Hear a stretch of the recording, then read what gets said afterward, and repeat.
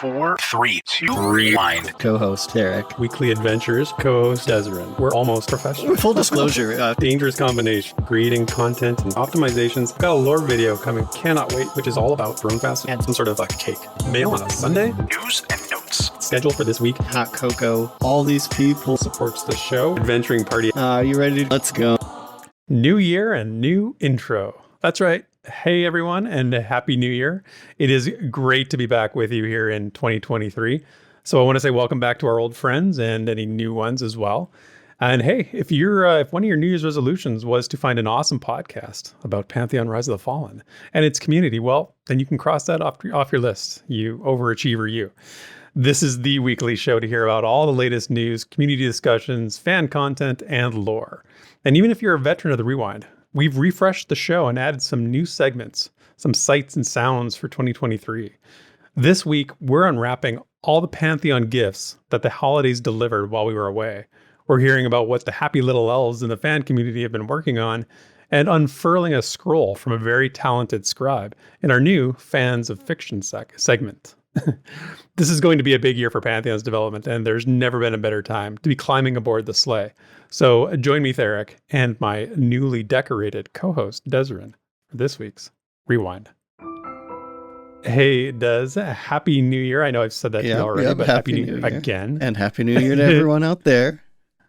Absolutely, absolutely. So I wanted to start with this because this is so cool. It's probably the coolest thing that I've seen in a long time, but I want to talk about that cool tattoo you got, and I'm going to put the picture in the reel for the Rewind on YouTube here, so people can see what I'm talking about. But you got a Pantheon tattoo, my friend.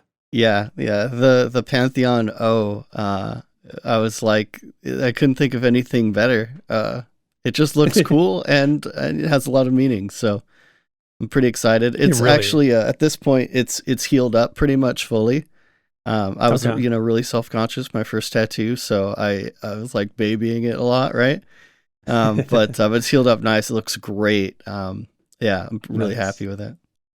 Yeah, those ones that are just like solid, like one color, no extra frill or anything like that. I think I like those are some of my favorite tattoos. And I know you talked about getting this before, and it turned out so well, I have to say. So yep, pretty jealous. Stoked. Yeah, jealous, yep. Tempted. Yeah, tempted, huh? So, I am. If I'm being honest, I am tempted. But I wouldn't want to get to say I'd have to be something different. But I don't know if there's anything better than that. So that's a problem. But we'll see. What about New Year's resolutions? Do you do those? Did you make any, or do you have any? I haven't been for New Year's resolutions in a long time. It's just like holidays for gift giving. I'd rather just like give gifts when it spontaneously like feels right.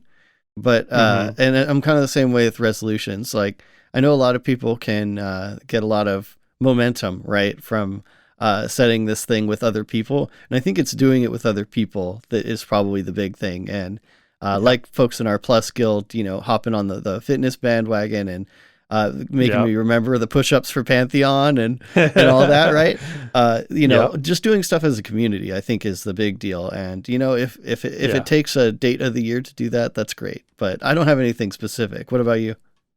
Yeah, basically I use gamer terminology for my New Year's stuff. I do quests. So I set myself with a main quest, and then I set myself side quests. and I list the rewards for those quests, right? So every time I complete a side quest, I get one thing, and then if I complete them all and the main quest, I get a big reward. And to be honest, last year I didn't meet all my quests. I didn't complete all my quests, but I still got my reward because I'm the boss. I can do whatever I want. So you are the developer.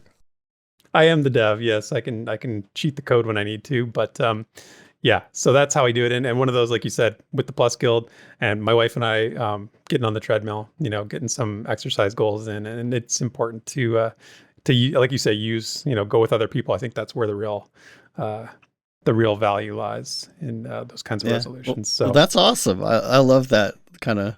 Yeah, how you do that. Absolutely. And speaking of good New Year's resolutions, here's our adventuring party for the year who made a resolution to support the show, and that is Ziplocs on the Dark Mer Rogue, Sparrow on the Elf Ranger, Spounicone on the Human Wizard, Screech on the Scarbard, Wiki-Woo on the Human Enchanter, Shuriken on the Dwarf Cleric, Horsasaurus on the Human Warrior, Churro Dude on the Halfling Dire Lord, Fear Wrath on the Archai Summoner, Pavejo on the Gnome Wizard, a Sarah Avienda on the Elf Ranger, Galarain Moonsong on the Elf Ranger, and Annoying Llama on the Human Monk. So during the last show, you all were so intense with the super chats. I have to say, I'd forgotten about it. I looked back when I was writing the script because I like need the names, and I'm like, holy moly! I was so busy doing the pledge giveaway, I didn't realize how insanely generous everybody was. So, Des, you and I spoke after the last episode. We were so amped up. We just had to talk, right? It was such a funny moment because I was just I was like, dude, can I just voice chat you now? Like, I just I just need to like vent. Yes. Like, I'm so excited, Man, it was just such a good time. Thank you, everyone that was there. Totally. And congratulations to the winners of the pledge giveaways. That was Ted and Aaron and JC Giggles who won the pledges. And I can confirm that they've all received their pledges and are now firmly entrenched in their Pantheon communities. So we also hit our highest rewind live listener count ever on the last episode at 109. So that's amazing. And that just inspires us both to, continue to do this and do those kinds of fun things. We have lots of fun events. We have some special episodes planned. We have some giveaways coming up this year. So if you enjoy what we do, you can either hit that super chat button or you can check out our Patreon page for a few more options there. We love reading out those names and putting them on that fantabulous scrolling banner you'll see during the show. So don't be shy there. And that's a long intro, a little longer than we usually do. Shall we hit the ground running there, Doug? I think, yeah. This week in Visionary Realms News and Notes.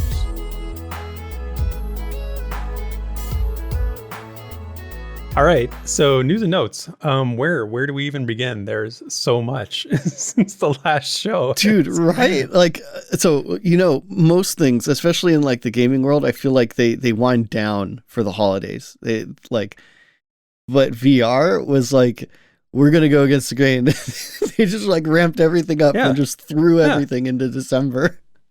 I feel like they kind of threw us a curveball because they kind of hinted that, we're taking some time off during the holidays. Like they kind of said the devs will be taking some time, and we sort of expected a quiet time, but it sure wasn't. There's a lot to go through. So I'm going to miss something, I'm sure. So Des, jump in as we go through this. But first things first, on December 20th, VR had an impromptu gameplay stream featuring the devs headed into a goblin cave. It was a pretty relaxed and very entertaining stream, more than informational. There was good information to take from it. Not saying there wasn't. I enjoyed it quite a bit. It's on their YouTube channel if you missed it. And Draq and I actually made a video with our top 10 moments from that stream. So if you haven't seen that, go check it out. But if you have, you've already heard what I thought about the stream and my insights. So Desrin, we need your insights, and I need to know what you thought of this Goblin Cave delve. Well, first of all, got to be in the interest of time here a little bit, but it's hard to say. There are a lot of great moments for sure, but I guess first off, I loved getting to see more of the cave, and I like that they kind of skipped a bit so that like testers might not know exactly how to get all the way down to where they were. Yeah. That was, I like that they called that out too. They're like specifically like, we're not going to tell you how to get to where we are. Well, because VR always seems to think about spoiling. Like it's something that seems like comes up a lot. They don't want to spoil things, but they want to show things. So it's like a tough balance.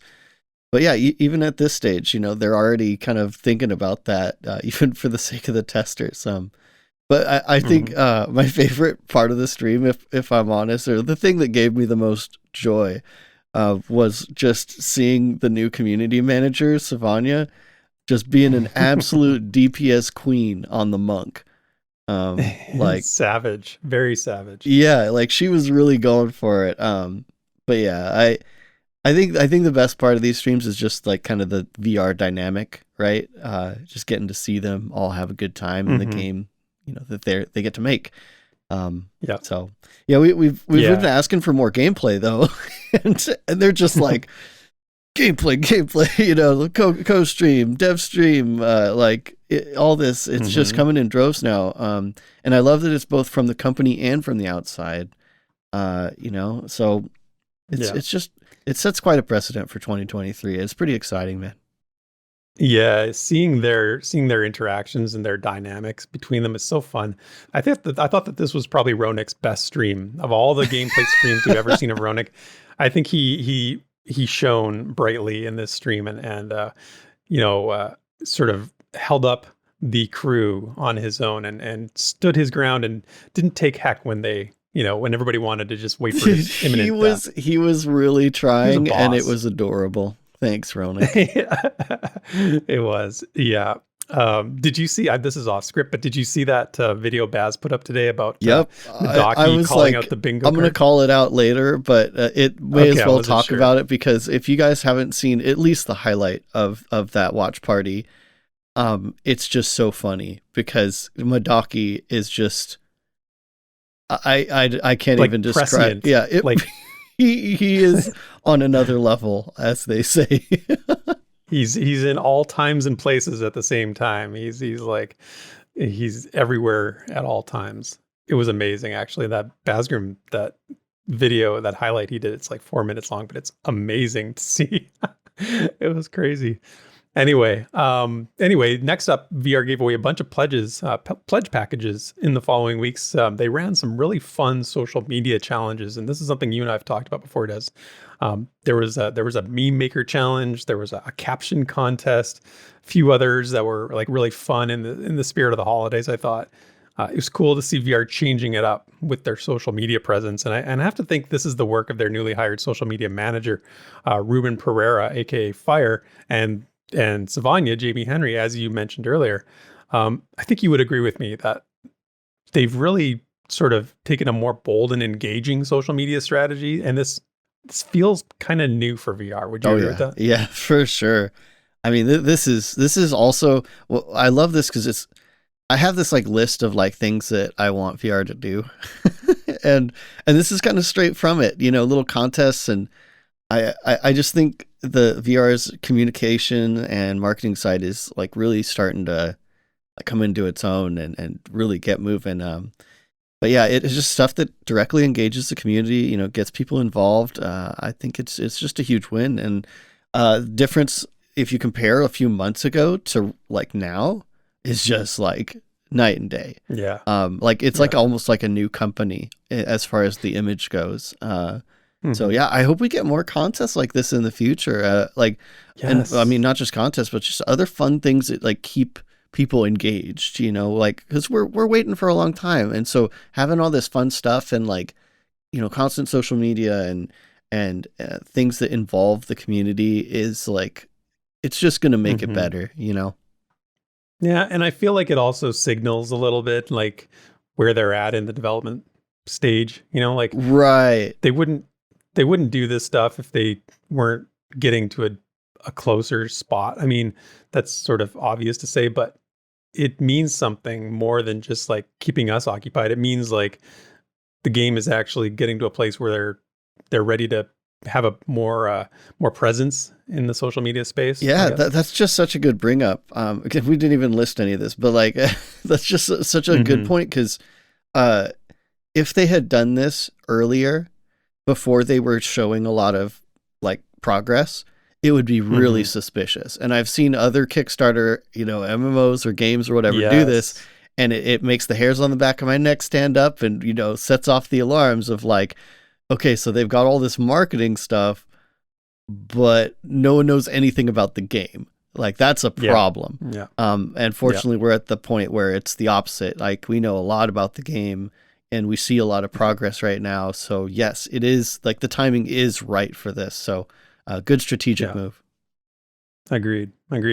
And that's all. We all say all this, and we haven't even gotten to the December newsletter yet. So, I hope you didn't think this would be a short episode, because it's not going to be. It's stuff. Yeah, I mean, that December newsletter was all the way back last year. So I know, it was a year ago.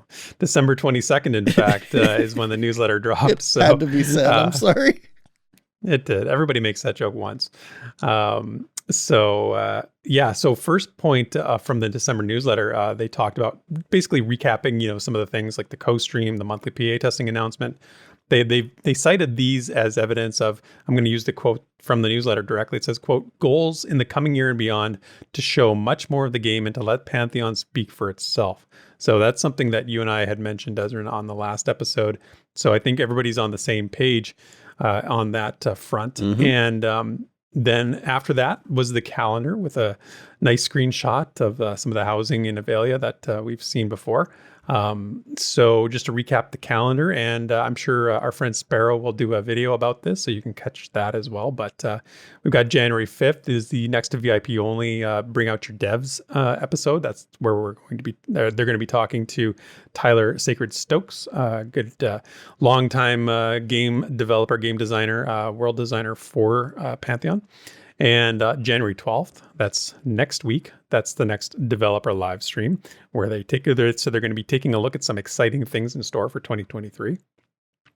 On January 19th, we've got Parting the Veil, and this is going to be about fractures and climates. Now it says atmospheres on the thing here, but that was a Ronickism. It was a Ronick. Yes. I can't particularly blame Ronick. I can't remember like who's the one writing these, but we'll just blame Ronick. Blame Ronick.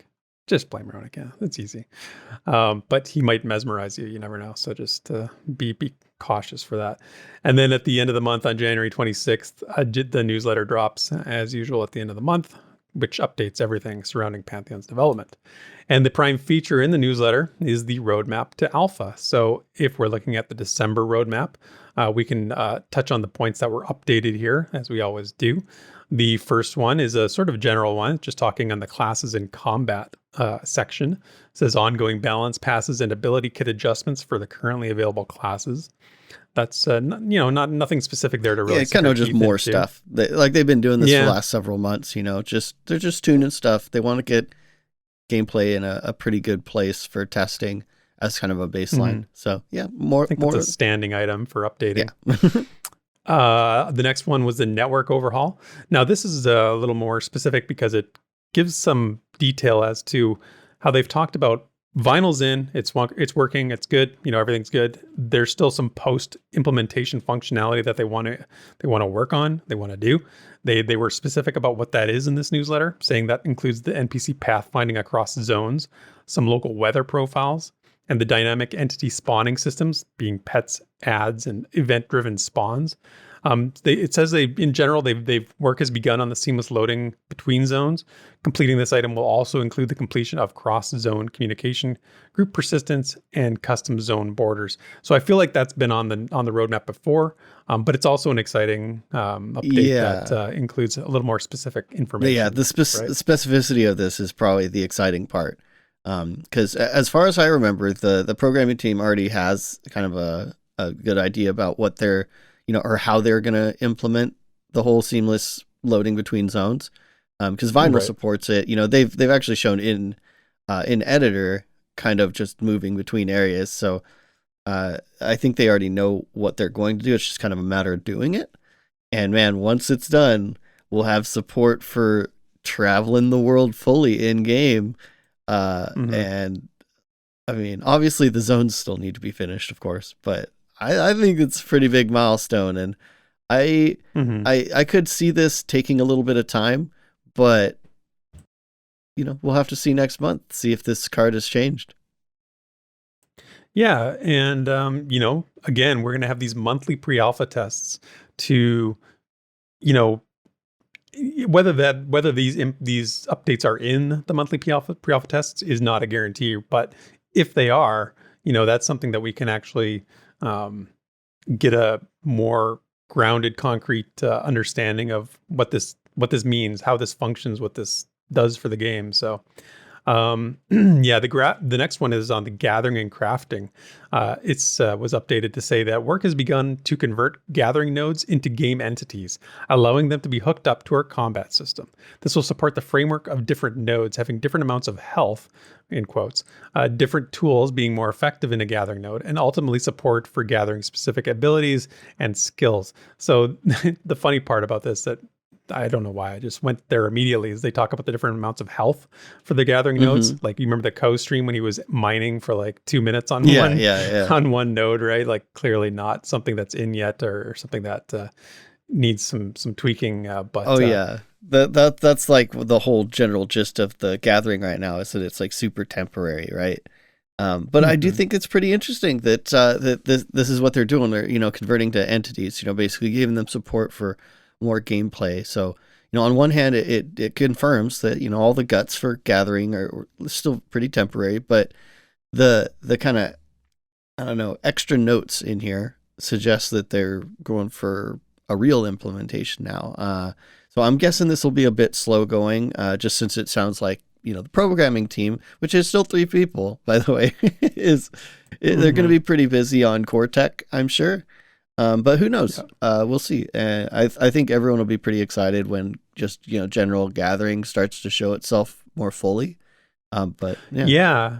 The note here about gathering specific abilities and skills.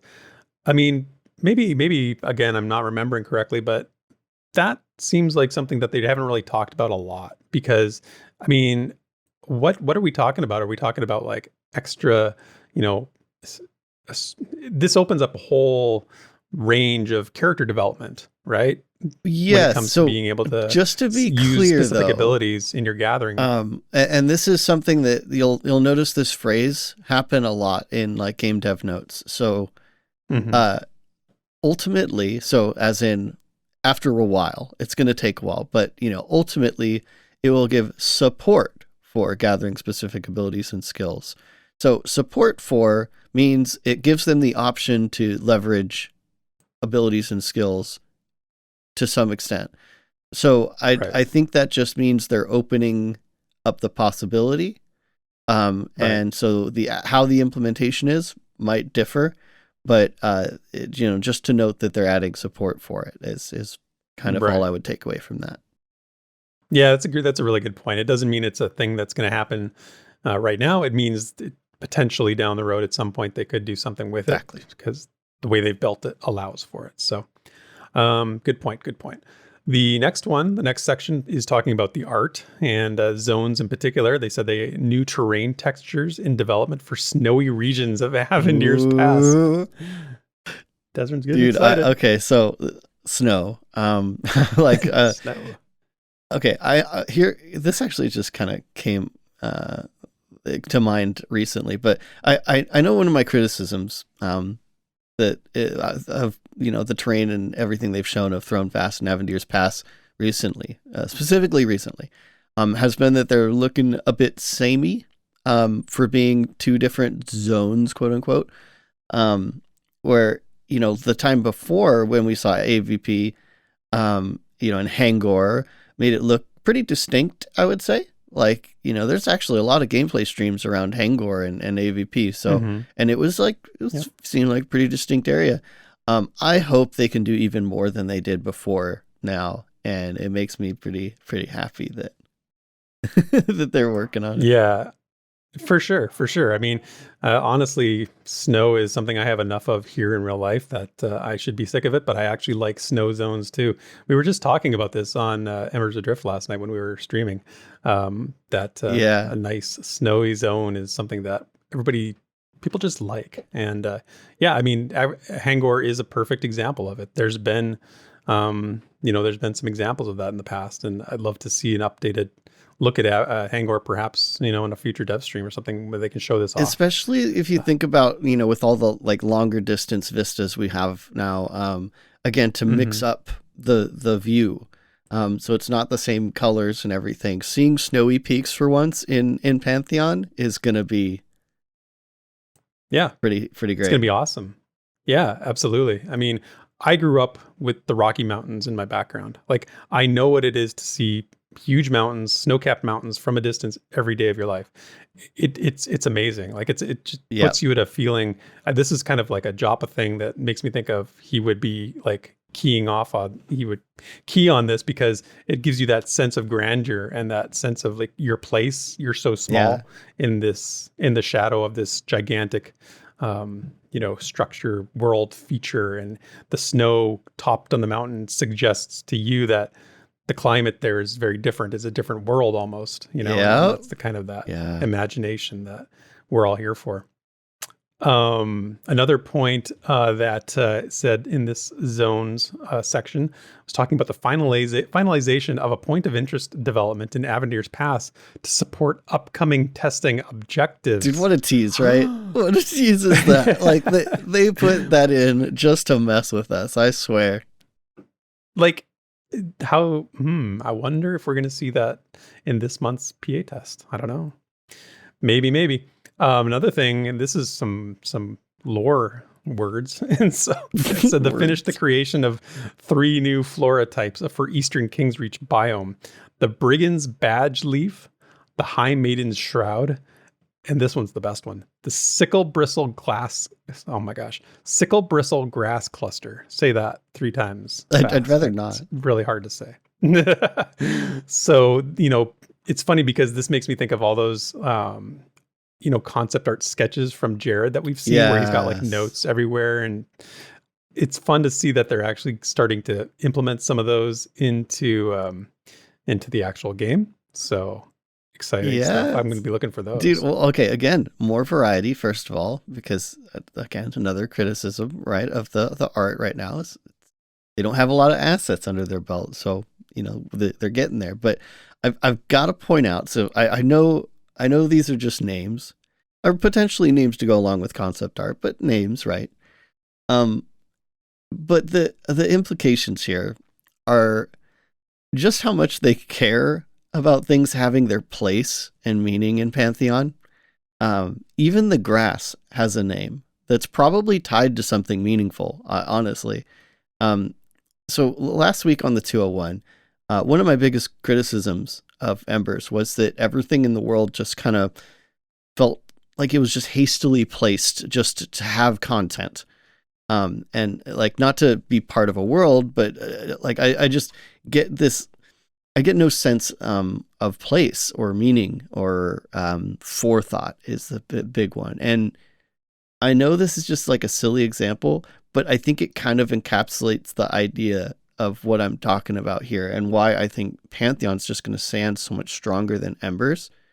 It's like the grass, the devs have thought ahead about the grass, and I just don't get that gist. How does it fit into the greater context? And when we talked about this on stream, I was 100% in agreement with you. And my response was that's one of the things that made me come to Pantheon so strongly, was that there was this interconnectedness between the lore. It all kind of fit into this giant puzzle that I knew that there was pieces that matched up. I didn't know how they matched up yet, but I knew that they would.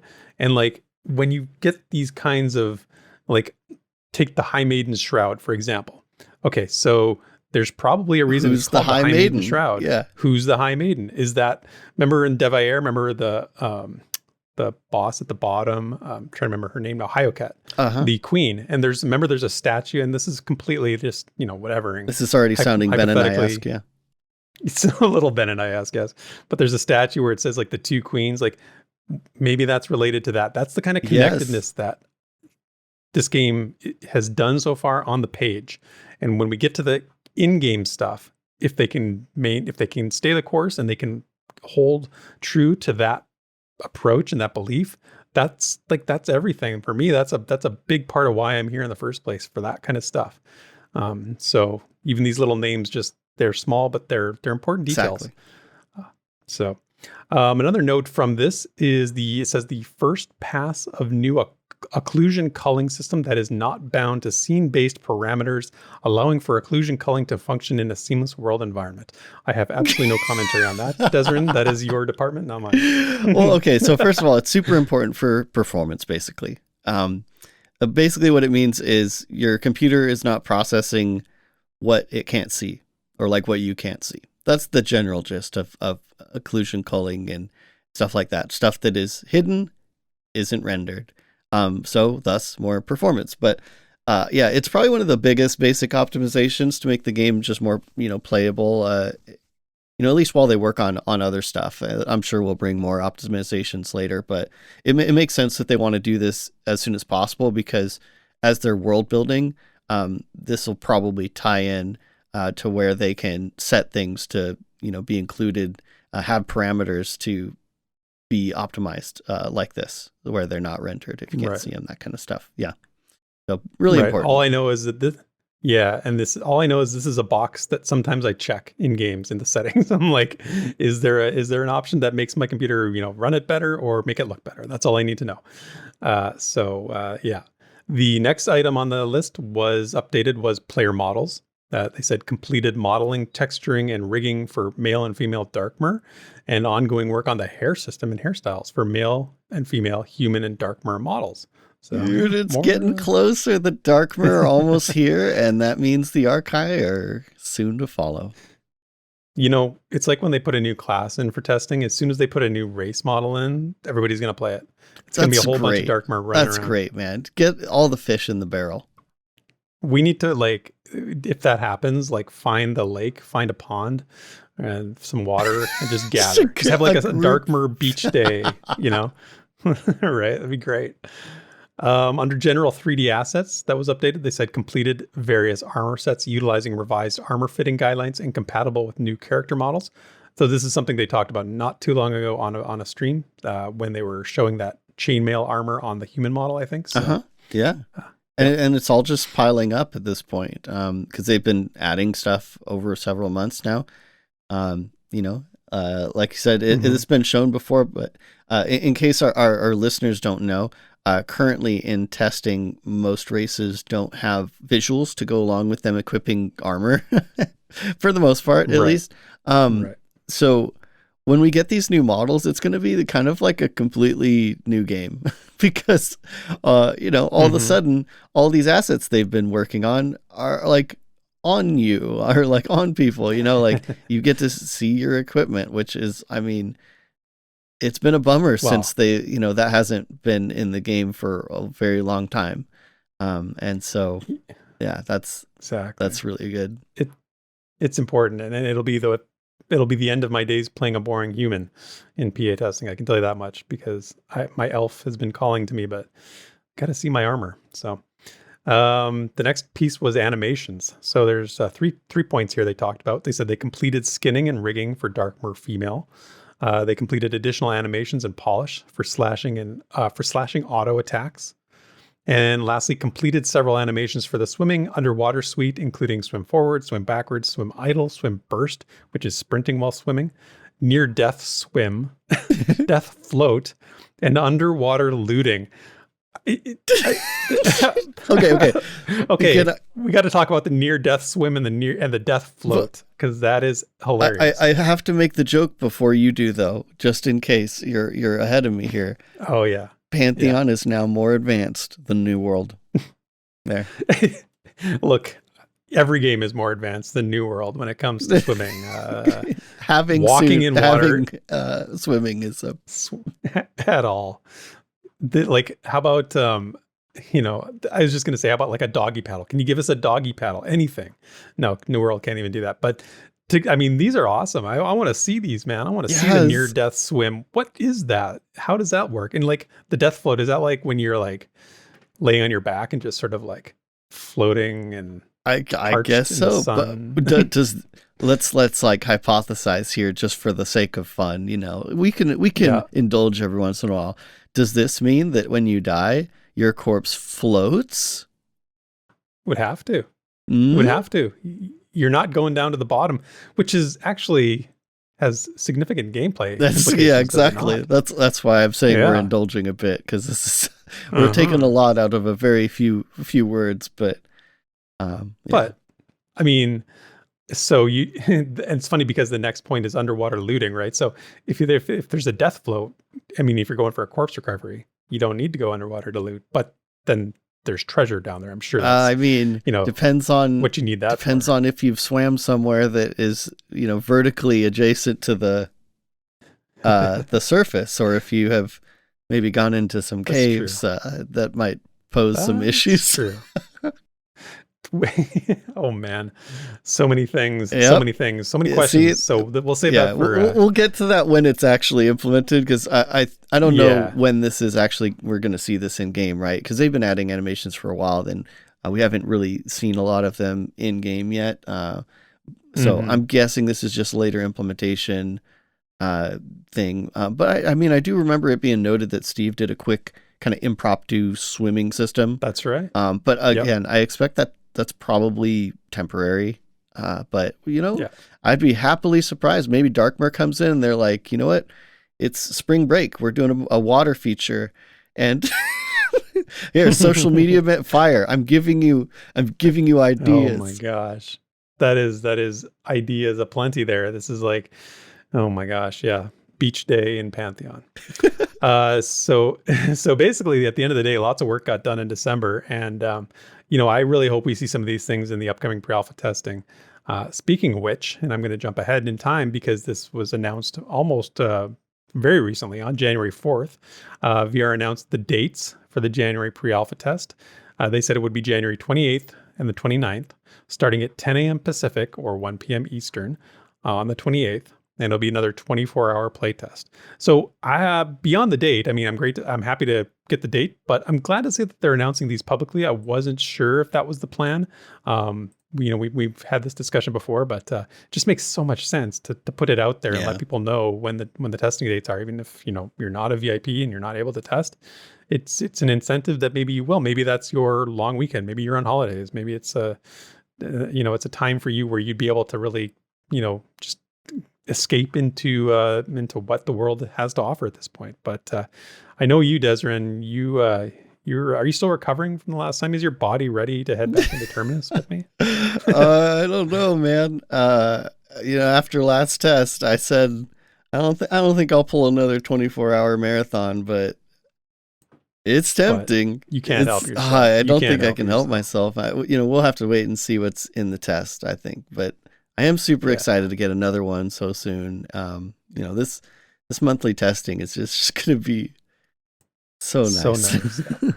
It's so nice. Yeah, it's it's something to look forward to every month, Yeah, totally. And before we move on, I can't help but mention, also in the newsletter, they did a feature on Robert Crane, VR's lead tools programmer. It's just a super interesting kind of, he kind of goes on a Robert, like, let me just explain this random tool thing. But it's great. They kind of pull back the curtain on how they're doing some stuff for Pantheon. So I highly recommend checking it out if you're the kind of person that maybe just doesn't look at the featurettes, but if you have a little interest in how the game is made and some of the tools that Robert's made, it's really interesting. If we had time this week, I'd be happy to bore you all with a deep dive, but Theric said I'm not allowed. So yeah, I gotta pull the reins a little bit sometimes on you, Desrin, with those technical tools. I'm glad you brought it up though. I did forget to mention it, and it's a good read. It's a good feature, even if you're not technically inclined. But I just wish the screenshots weren't so fuzzy. I definitely tried to. Tried to read some of them, and I think they got the resolution just right where you can't really make anything out.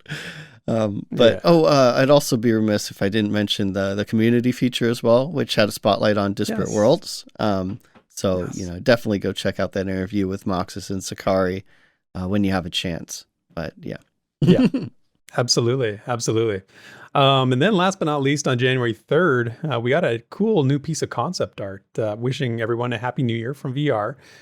They showed us a depiction of Sky Durban, which is a city in Silent Plains. So they've only talked about this place once before, and that was JN telling us that it's like a large city. It's the biggest city in Silent Plains, I think he said. It's very cosmopolitan. And I'm not going to do it justice by saying it. So I'm actually going to put in the audio clip here so you can hear it when you're listening to this, of what this is JN speaking about Sky Durban. Sky Durban is the main city or town in Silent Plains, and Sky Durban is probably one of the more whimsical towns, villages, whatever, in all of Kingsreach. and it's a cornucopia. It's very cosmopolitan in the sense that it's got a lot of different races that are there. And so you've got splinterfolk elves, you've got halflings, you've got humans, and you've got multiple others that live there. I would say they're the dominant group. And then there's a bunch of different beasts and some other things I'm not going to get into. Not necessarily Ratkin may have a presence, probably will have a presence, but not going to be the major NPC group. So, I look at the or the concept art, I should say. I find myself sort of pondering, Desrin, some of these symbols, some of the things you see in here, the dragon or I can't tell if it's a dragon or like a griffin motif on the tent there. It doesn't really signify anything that I'm aware of, or at least something I can remember off the top of my head.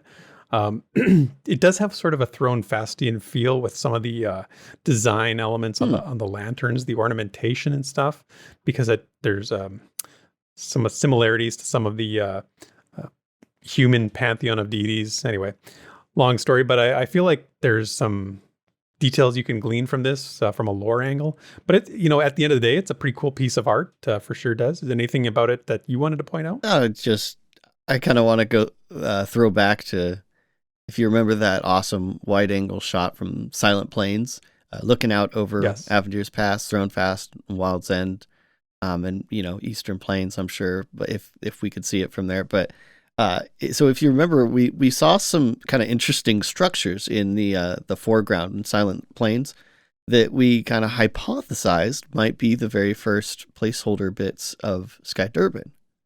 I kind of think we were right. Yeah, we did. I think we were right too, and I think it's interesting to see this concept art is giving us an idea maybe of what to look for now. Yeah, I mean it's definitely very placeholder in that screenshot if that is indeed what it is. But we'll just have to wait and see. I like the concept art, and I'm sure there is meaning in there. Yeah. Can't wait to explore some new stuff. So let's wrap up the news with another example of Yair's new social media mastery, because this one truly made me laugh, and this is just for fun. But I am a big Spotify user. I have a family subscription. Everybody in my household is on Spotify. And they do like this yearly personalized snapshot of your listening habits, and they tell you like what songs you listen to the most and what genres you're most into, which I enjoy it because it's just kind of trip down memory lane. So VR made their own. You'll see the images. I'm showing it on the screen for the video. Here was their 2022 Wrapped. They said their most mispronounced word was Seval Manor. Sevel. They said the shortest Sevel Manor. I mispronounced it in the spirit of the thing. Okay, fine. Fair enough. We're done with that. We put that to bed. Although I'm bringing it up now. We did put it to bed. The shortest elevator pitch was from Java. That's so funny. That was a good one. Yeah. Best place for aquaphobics was the well pond. I think we can all agree on that.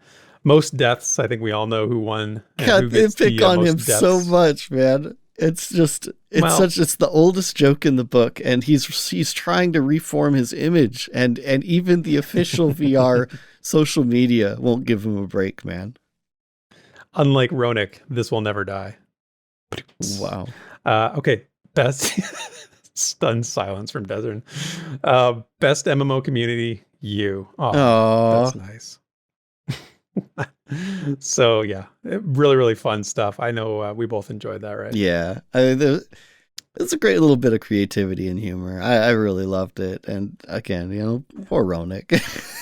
Poor Ronick. All right, so that's the news for the week, for the past few weeks. Let's talk about Pantheon Plus in our notes section. You can see our calendar is once again full up with tons of fun stuff for the next week, January 9th through January 15th. Draq and the crew are playing P Plus After Dark. That's midnight. They're doing their Dark Age of Camelot on the Eden server, playing their Hibernia factions. That starts at midnight Eastern on our Pantheon Plus Twitch channel on Monday. Tuesday, we are back for Embers Adrift, doing the MMO 101 show. That's also on our Pantheon Plus Twitch channel, starts at 9 p.m. Eastern. This is our last week of playing Embers Adrift, actually, and Thursday we'll be playing it for the 201 as well, and then grading it on the 17th. But I just wanted to make a note, too, that I'll actually be continuing to make content for Embers Adrift. I really am enjoying the game, and I really feel like there's in spite of all of to us, be made there. No, I'm just kidding. No, but yeah, in spite of the lack of enthusiasm from some unnamed folks, but I joke. I will be continuing to make content. I've been speaking with Eloa, one of their community managers, or their community manager, I guess, about ongoing community content stuff. So that's going to be, keep an eye out for that on the channel. Going up on our website, Pantheon.plus on Wednesday is our friend Benonai's latest chapter in his fan fiction called Amensol's Focus. The final chapter. It's called Bonds of... The final chapter. Yeah, I wasn't sure about that. Bonds of Freedom is what it's called. So look for that on Wednesday. Of course, on Thursday is the developer live stream starting at 9 p.m. Eastern on VR's Twitch channel. And then following it right after is us on Pantheon Plus U. That's myself, Draq, and Nathan Napalm. Breaking down what we saw, talking to the community, having everybody call in, having a good time. We like to think of it as like the after party. So it is a good time. Our friend Redbeard Flynn, not to be confused with Breadbeard Flynn, who I called him on stream last night, will be having a video on his channel called Was Josh Strife Hayes Wrong? So, controversy, maybe. Can we'll Josh Strife Hayes actually be wrong? That's the real... No, I'm just kidding. I'm sorry. I don't know. I probably shouldn't have said that. Sorry if I offended anyone that's a huge fan. We'll let Redbeard take the heat. They'll never remember what you just said. Redbeard always does the best videos that just give him a bunch of flack. Yeah, that's right. So that's on his channel. If you're not subscribed and turned on notifications over there, make sure you are. Saturday night, our friend Nathan Napalm, Cringe Pony TV, back season 2 is in full swing, and make sure you're checking that out. And that is the week of... I also want to mention before we wrap this up, congrats to Mana Sven, who won a Pathfinder's pledge on our end of the year stream called The Last Dungeon. We did that on December 29th. That was me and you, Des, and a bunch of our friends in the community. That was so great. Yeah, we gave away a pledge on that stream, and that was Mana Sven who won that. So congrats to them. Yeah. So, and that is it for this week's news and notes. There's a question that you have. All you have to do is ask. I'm the fact. I'm the fact. I'm the fact. I'm the fact. How did you like that jingle? We have a new segment. I love it, man. I love it. Yeah, I love it too. It's called Draq's Facts, and this is an idea that we wanted to try out. Draq obviously was the inspiration and the force behind this. Part of our ability, our refresh of the rewind a little bit. And as if you don't know Draq, he is our Pantheon Plus resident fire wizard, the Egg Baron, and pros Twitch streamer that is going to be giving us some answers for some of the community's most frequently asked questions. Now, if you're wondering, it's not going to include how to bring an MMO economy to its knees, because that is some knowledge that Draq will take to his grave with him. But in the meantime, here is the first of Draq's Facts. Welcome. This is Draq's Facts, and in this section, I'm going to answer the community's most frequently asked questions. But of course, I'm going to throw my wizard spin on it. Today's question is, should I pledge for Pantheon Rise of the Fallen? Now, I'm going to assume that since you're listening to this podcast, you're interested in the game Pantheon Rise of the Fallen, and that if someone offered you a free pledge, you'd probably take it. So really, it's all about the money. Luckily for you, this wizard is also all about the money, and I am the most Scrooge McDuck that ever was. I pinch every penny and make every cent and piece of gold that I have count, both in-game and out of game. So making one final assumption, which is that you can actually afford to make a Pantheon pledge, which if you can't, don't feel bad about it, just don't do it. It's fine. But assuming that you can afford a Pantheon pledge, the last question you need to ask yourself is, do you like playing poker with money? Or is it okay to just play with chips? When I was growing up, we didn't have a TV in the house. So what my brothers and sisters and I would do when we were bored is we would play cards. And we had one of those Hoyle sets, you know, the ones with the white and the blue and the red chips in it. And then you had like the decks of cards in the middle. And we would play poker just for fun with no money involved all the time. But then when I got to college and my college buddies wanted to play poker, they wanted to do it for money. And then the game of poker radically changed for me. Because when I have something actually invested, when that's Taco Bell money sitting in the middle of the table, the game completely changes. I'm 100% invested in that money. And the risk and reward is amplified by whether I win and I lose. And it made it 100 times more exciting for me. And I began to love playing poker. The same concept holds true for my Pantheon pledge. I've made a very sizable pledge to Pantheon Rise of the Fallen.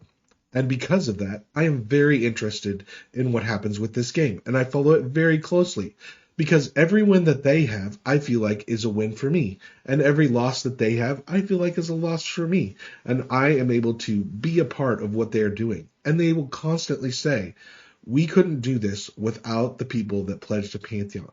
And that's me. And I love being a part of it. And I love being a part of the game more than just a fan that's on the outside looking in and saying, oh, well, maybe it's going to come out. And when it does, I'll try it. But no, I'm actually making it happen. And is there risk? Yes, there's absolutely risk. It may not come out. I may lose every cent. But that's part of the fun, because that's part of the risk. And if there's no risk, that means there's no reward.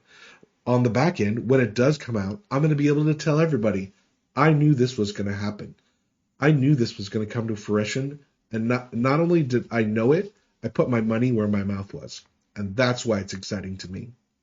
Now, you may be listening to this and you may be saying to yourself, well, I don't want to do that. I don't like risk. It makes my stomach uneasy and I can't handle it. That's 100% okay. So you've just recognized that that's who you are and you don't want to play poker for money. You don't want to push money into the middle. So that's fine. Just wait till Pantheon comes out. And I would suggest not pledging and just waiting till the game comes out. So hopefully I've created a little clarity for you. Hopefully I've answered the question of if you should not pledge to Pantheon Rise of the Fallen. Thanks for listening. For Draq's Facts, I'm out. The Pantheon community is full of cool projects, new people, and things that are just worth sharing. What's this over here? Look at that. So let's see what we can find in this week's Community Spotlight. All right, so it's been several weeks since the last rewind, and a lot of community content has come out, in part thanks to all the content from VR, right? So this one's going to be more of a lightning round, but as always, you can check our show notes for links to all of the content in case you missed some or you find out about new people. That's always great, right? But let's start off with the fan fiction stuff, and we got two things from Benonai. One is a conspiracy op-ed, number 9. Luckson to Leon to Thronefast Bane. His conspiracy stuff is seriously some of the most unique and best content for fan stuff out there, man. So check that out. And then the penultimate, I guess, Amensol's Focus series. So this one's called Bitter Night, Scorching Day. This is chapter 13. And like I said, I believe the final chapter is coming this week. So make sure to get caught up, and then you'll be ready for that final chapter. I feel like Benonai's holidays were just him sitting on the couch with a fire, drinking some, some sort of beverage of some sort, and just typing away and doing nothing but writing. Like I just see him writing his, epic tales with maybe like a, some sort of like Tolkien in a Skyrim tavern. Type. That's where I imagine it. Yes. Yes. Nice tavern music in the background. Anyway, awesome stuff from Benonai. Yeah. And then from Baz, good old Bazgrim. And we've got a few things here. The first one is, did 2022 bring Pantheon Rise of the Fallen any closer to release? This is a big video. Yeah. I mean, it's Baz. You know what to expect. It's actually fantastic, very informative, and well done. Yeah, really an important one. If you don't watch all of Baz's stuff, although I'd recommend you do, you should definitely watch this one because it's very informative and really gives you a great overview of where things are at. Yeah. Even for us who follow it closely, I get value out of watching this, right? Because it's it's just a Yeah, to mental time solidify capsule. that, knowledge in your head. I always need Mhm. that.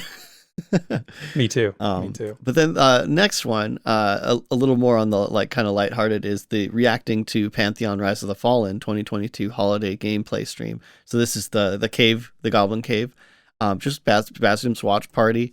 I'm like debating like if we want to like put a bunch of reaction videos and stuff in here because they're starting to get kind of popular.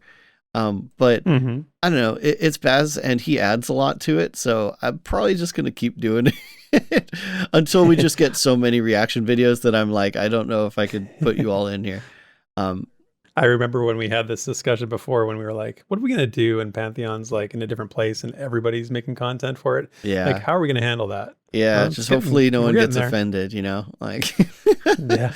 But on that note, a highlight from that stream, which we alluded to earlier, was Medawky time travels in Pantheon Rise of the Fallen and real life, stream highlight by BazgrimTV.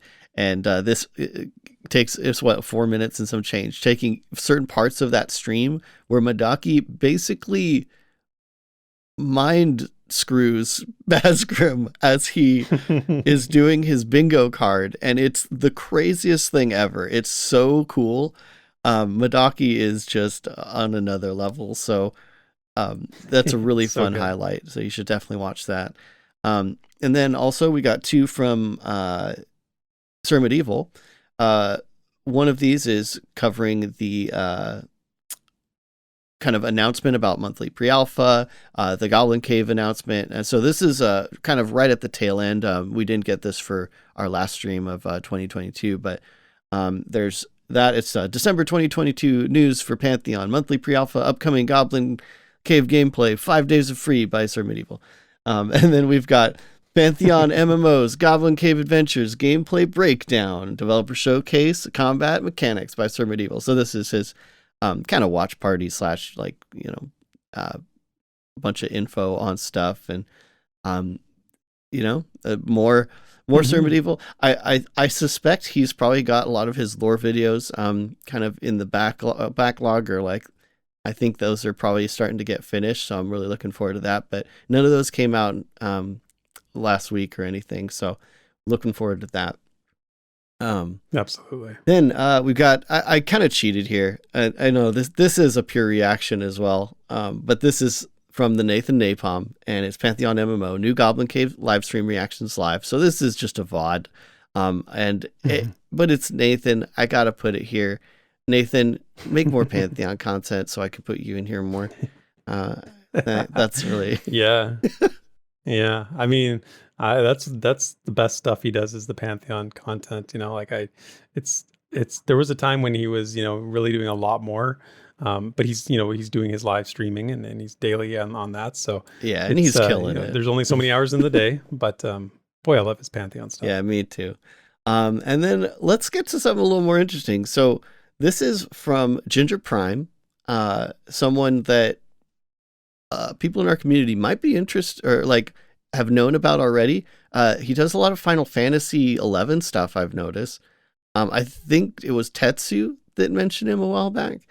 But he does a lot of general MMO stuff as well.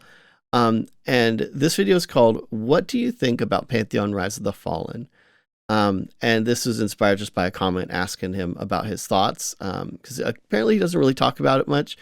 And he comes at it from a point of view of a software developer. So that's a great perspective. Okay. I'm not familiar with him at all. I don't think I've ever watched one of his videos.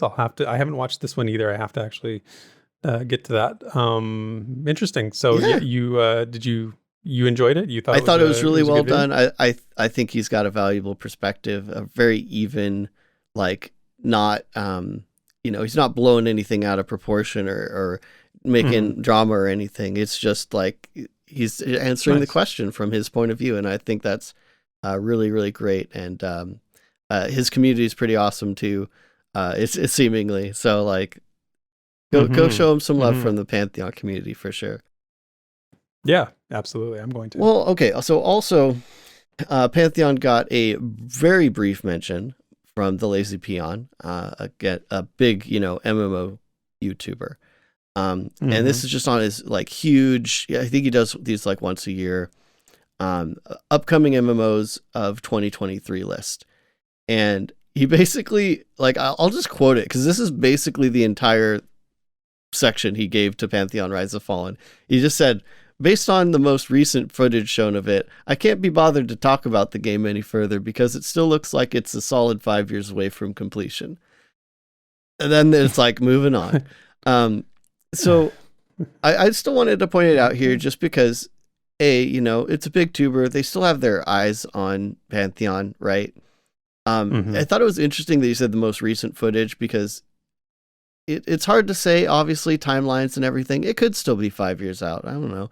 But the, increase in pace is kind of interesting that didn't at least spark something, Yeah. Is he looking at the Goblin cave? Is that what he's referring to there? The footage he showed was stuff from the beginning of 2022. So, yeah. So not the most recent footage. Yep. Then. Something from much different. Like, and if you look back at the beginning of 2022, the game looks completely different. And then again, looks aren't indicative of very true of things, but even if we accept that looks are indicative, it's maybe not the most recent footage. So yeah, I think it's sort of the problem of big channels that have, 1/10 of one eyeball on a game that give it sort of a glance and then make an assessment. And it's like, well, okay. That's exactly what I was about to say. I think that's the case. And the truth is, the closer it gets to launch, the more of an eyeball he's going to have on it. So for sure. Yeah. And then so this isn't exactly Pantheon. I'm super cheating, but come on, guys. So Man of Rohan put out another song. It's called Blitzen. And it's hilarious. It's so well done. It is hilarious. You've got to see it. So click on it, watch it, like it, watch it again, show it to your kids, but maybe not show it to your kids. Well, yeah, maybe older kids maybe. If you don't mind dispelling some mysteries and maybe being a little slanderous towards Santa Claus, I guess you might say. Okay. I take it back. Show it to your non-Santa, kids, maybe. It's just really funny. It's super well done. And I can never awesome. Shout out Man of Rohan. So again, check out our show notes for links to all the content and show your support for Pantheon content creators. Also, if I missed anything, which is very possible because it's been several weeks and I have kind of purposefully taken my eyes away, just to rest up a bit and everything, you put it in the comments. If it's something we haven't seen yet, either maybe I'll shout it out on the next show or maybe Thayer can pin it or something so that people can find those people. But that's it for this week's Community Spotlight. And now, story time from our fans of fiction. All right, we got another new segment. So I wanted to try something new because we've read all the lore. We found our lore keepers. Now I think it's time to go into the minds of some of the extremely talented writers in the Pantheon community. We've talked about Benonai in this episode already quite a bit, and I've been advocating for more exposure for their work for a while now. We both have, and it's time to put that into action. So today we're going to start an epic piece of fan fiction by Benonai. So as you're likely aware, Benonai is Desert, as you mentioned, he's obsessed with Thronefastian history and politics and the nobility, and he's been all his writing has really been about that for the most part. His main story, which is the one we're going to start today, the first one I should say, it highlights really how he's conceived some of the historical events and moments for the humans on Terminus. So yeah, it's fan fiction. It's really well written. And so we're going to break this down. It's going to take a while to get through this because it's an epic tale. We're going to start with chapter 1. And we're not going to do all of chapter 1. We'll do a first part. I think I've broken it up into 3 separate pieces for time's sake.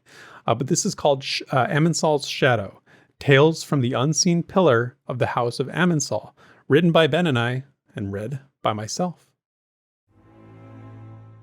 Amensol's Shadow, Tales from the Unseen Pillar of the House of Amensol by Benonai. The Genesis, the first tale of the Unseen Pillar of the House of Amensol. Please help! The snow fell in large clumps all around the old man and his grandson. Every tent and makeshift shelter was already filled to capacity. After a full week of blistering cold, it was all a man could do just to stay alive, let alone having the strength and the resources to provide a proper roof over the head of his family. Some had been better than others after the great collision that brought his kin from vast Demeth to this frozen wasteland. Everything was chaotic. The struggle for food and cover, the searching for what family may have made it from the homeland, the lack of governance in the wake of the madness. Even the weather itself had set its mind to bring suffering to the new tenants of what would later be discovered as Terminus, the new earthen home of the humans. "For oh sorry, I have a boy!" The old man's words were met not by indifference, but by dismissal and avoidance coupled with regret. At this time, everyone had to look out for their own households first. The man stumbled through the deepening snowbanks, filling up in between the rough dwellings noticeably put up in haste. The collision that brought what survivors there were from their own lands to Terminus had brought the nearby seas to roiling, heating earth and sea with fire and friction. Anyone catching a glimpse of a shoreline was met with the strangest sight, clouds seeming to rise straight out of the waters and into the heavens. And in a winter this cold, a warm sea and a chilled air meant a devastating winter for all who lived through it. There had never been such a catastrophic season of bitter wind, heavy snowfall, and panic. The old man made his way through the village of sorts with no calls to join in someone else's respite. At the edge of the camp, he noticed a cluster of evergreen trees had been shoved out of their earthly homes and laid in heaps of twisted branches and debris. He cleared a path as best he could, assisting the very young boy with him over the higher obstacles and through the deeper piles of snow.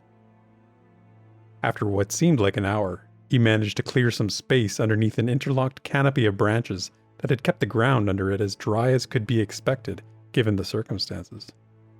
The meek bundle of skins and woven cloth he had managed to scavenge was just enough to keep him and the boy from freezing in the dark. The boy, exhausted and hungry, fell asleep in his lap. The sun made a welcomed appearance at dawn. The leader of this disparate bunch of lost souls woke from his tent of finely woven wool and hurried outside to take stock of what new tragedies were awaiting him after the night's intense cold and snow. "Amensol, I have finished a round of the encampment." A weathered, thick-chested warrior burst out at sight of the ruler. "It seems that as bad as the night was, we are no worse for wear. No dead have been counted so far, and I believe we have reached everyone." "Finally, some good news," Amensol replied without slowing down. He looked around, taking note of the damage to the dwellings caused by the last night's storm. "Have we found any new survivors since yesterday morning?" It seemed each day brought a new man, woman, or child who had fought through the elements to finally find like kin. It had been going on for weeks now. The largest part of the human camp had been brought together relatively quickly, being mostly together from the day of the collision. Some were not so lucky. The rugged old warrior continued his report. "No, none that I could tell. We put out the word, but had no takers for registration. If any are still out there, I don't have hope they will make it back to us at all, unless this weather improves, if the weather in this sorry forsaken place is ever any different." "Aye, this is indeed a cursed frost," Amensol said, mostly under his breath. Amensol had not found his younger brother in the weeks since the arrival, and he had feared the worst from the beginning. "We need to use this blessing to the fullest. Gather as many able-bodied men as you can, spare from the hunting parties to help gather resources to fortify the shelters. I will not be beaten by a gentle breeze and a cool spell. The gods themselves will have to come down and kill me before I give in to these tribulations." Amensol's pace quickened as his tenacity kicked in. So did the pace of his second as the old warrior slid in beside him, meeting his resolve. An almost unrecognizable grin flashed briefly across his face as he followed beside his leader. Amensol's ability to meet the challenges of life as a man meets his enemy on the field of battle was his most endearing quality. Some men boasted of their accomplishments, or of their might.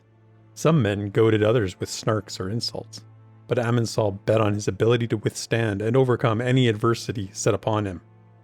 Men followed him because there was a genuineness about it. His words brought about his actions, not stood in place of them. His positivity was not fake or an overbrandishing, but felt sincere. He made the men around him feel they could pull down mountains or raise them up. The camp's knowledge of Amensol prior to the collision, knowledge of anyone actually, was never remarked on, nor would it have mattered. Kings could become paupers, and vagabonds rulers during such an unsettling time. Everyone knew it without saying as much.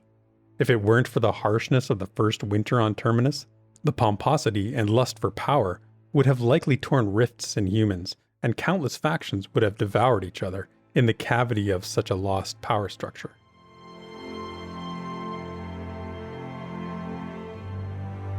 And that is some fan fiction. If you like what you hear and you want to read more of Benonai's work, make sure you go over to Pantheon.plus where you can read it all. So that's the end of the show. Des, we caught up. We did it. We got caught up. I think hopefully, and I'm trusting in our community to point out anything that maybe we did miss in that break, because it's kind of hard to go into the holidays and be like, all right, it's going to slow down. And then just boom, boom, boom, Yeah. Well, and then when you go back, like for me, I go back to work and I've got a huge backlog of work to do. And then I've also got to catch up on all this stuff. So it's the week after holidays is always a very busy one for everybody involved. So it's an exciting time though. And I think we're all excited. And again, looking forward to all the content we have to come. So, make sure you check us out on the dev stream next week for the Pantheon Plus U after show. And thank you, everybody, for, again, sticking around, showing up, joining our chat, hanging out with us today. So we'll sign off. I'll say have a good week. We'll see you next time. Thanks, everyone. Happy New Year. See you next week. Thank you for listening to this week's episode of the Pantheon Plus Rewind. Pantheon Plus is not affiliated with Visionary Realms. Be sure to check out our Twitter, Twitch, and YouTube channels under the name Pantheon Plus. You can follow Theric at Pantheon Theric on Twitter, and Desrin at DesrinDoes also on Twitter. And you can stay up to date with all things Pantheon at www.pantheon.plus. Until next time, cheers, and thanks for listening.